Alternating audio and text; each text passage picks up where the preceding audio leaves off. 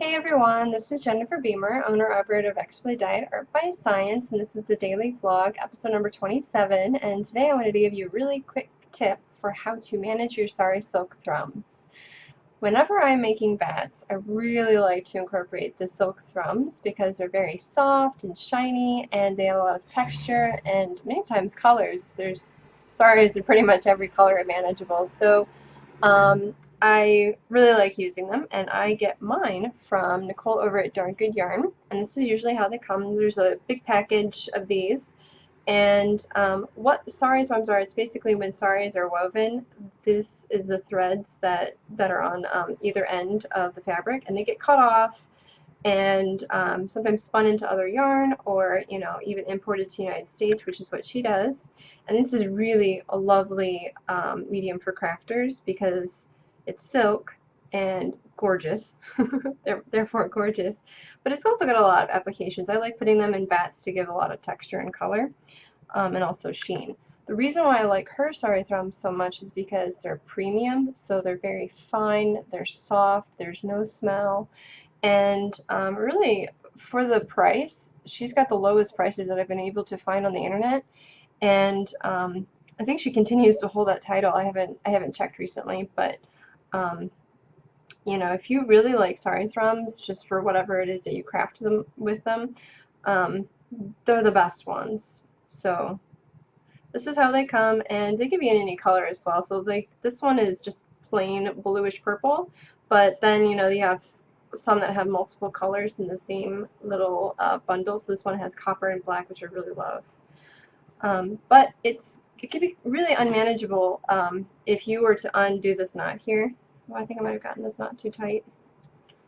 Sometimes they come knotted, sometimes they don't. I feel like it's better to keep the bottom knotted if you're not using them so that they don't unravel and become a big mess in the in the bag or the box you have them in. I have mine in my box.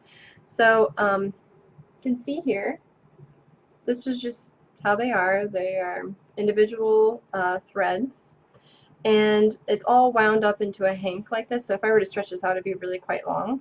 And to manage using them, but not having to like cut them all up, because what I like to do is when I put them on my drum carder, I will feed them on the same way the fiber is, so that when you're spinning, if you want to spin a smooth yarn, you will be able to have the sari thrums in the same line as your fiber, so it'll spin a little smoother.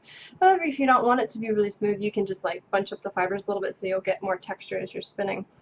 But I like to give spinners a choice. I don't want to have to make the choices for them, so it adds to your creativity rather than just what I think is creative. So what I do is I'll unravel it, lay it flat, try to keep it as together as possible. I try not to mess with it too much. And then what I'll do is I'll just take a piece of yarn. This is actually some old hand spun that I had. And I'll just tie a square knot. So it's right over left, left over right. And I tie it as tight as I can so that it doesn't really move and the sari threads don't get pulled out. And this is what I do basically when I'm getting ready to use the sari threads. I'll just take a section, maybe so big, like this, and I try to make sure that it's just about 4 fingers long, with a little bit at the top and the bottom. So for example, I would put this in my hand like this, and then I would just cut right about here.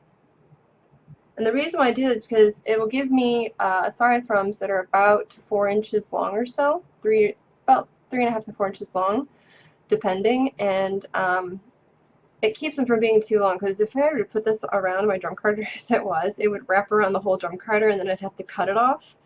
So you don't want to do that, and if anything pulls, it's going to damage the tines on your drum carder, so that's another thing you want to avoid. So I find that like this method of just measuring by eyeball and then cutting where you need is pretty effective for that. And then it also keeps it in a nice, tidy little organized fashion. And you can see here this one has been cut on a little bit, but basically I would do the same thing here. I would just take a section and then cut, and if there's anything extra I would cut that off, and I'd put it in my little glass bowl of things to reuse. And you know, like I would just cut on both sides of this until it got to the middle, and then I would have conveniently a section that was the length that I wanted it to be. And you could be way more organized with how you take the thrums off. But I find that this keeps the thrums in a very nice alignment for bat making. So I got the gold, and I also got this green here. This one I think I was a little bit more organized with the cutting. It's a little bit more even than the gold one there.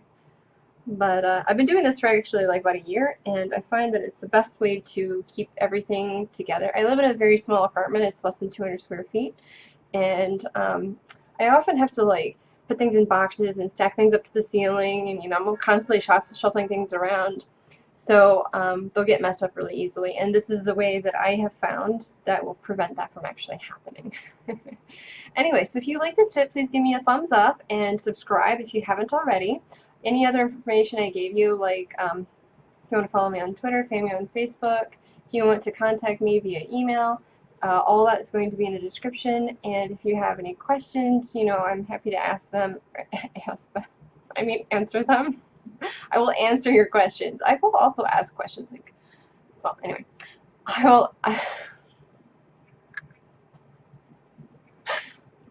we'll just pretend I didn't say any of that nonsense.